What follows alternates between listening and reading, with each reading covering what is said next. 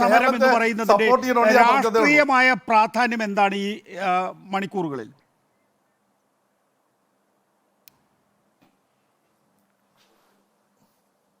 തീർച്ചയായും 4 വർഷം മുമ്പ് വളരെ വിജയകരമായി പര്യവസാനിപ്പിച്ച കർഷക സമരം ഈ ഘട്ടത്തിൽ ഇപ്പോൾ പുനരാരംഭിക്കുകയാണ്.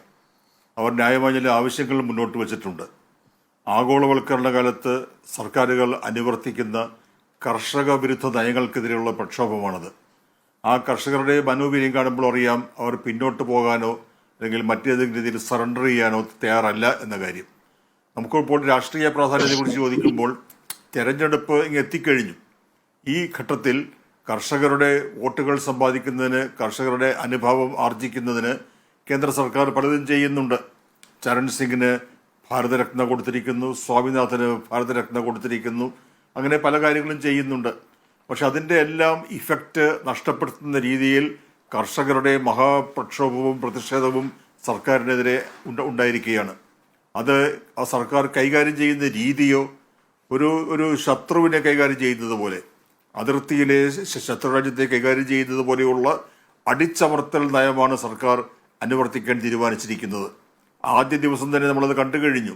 ഏതെങ്കിലും പുതിയ ടെക്നോളജിയും പുതിയ രീതികളുമൊക്കെ ഉപയോഗിച്ചുകൊണ്ട് കർഷക സമരത്തെ അമർച്ച ചെയ്യാനാണ് സർക്കാർ ശ്രമിക്കുന്നതെങ്കിൽ അതിൻ്റെ രാഷ്ട്രീയമായ ഇമ്പാക്റ്റ് വളരെ വലുതായിരിക്കും. ഈ വടക്കേ ഇന്ത്യയിലെ കർഷകരെ, കാർഷിക മേഖലയെ അവഗണിച്ചുകൊണ്ട് അവരുടെ വികാരങ്ങളെ അടിച്ചമർത്തിക്കൊണ്ട് ഒരു സർക്കാരിന് മുന്നോട്ട് പോകാൻ കഴിയില്ല. അതുകൊണ്ട് തെരഞ്ഞെടുപ്പ് അടുത്തിരിക്കുന്ന ഈ ഘട്ടത്തിൽ വലിയ തോതിലുള്ള സാഹസത്തിലാണ് കേന്ദ്ര സർക്കാർ ഏർപ്പെട്ടിരിക്കുന്നത്.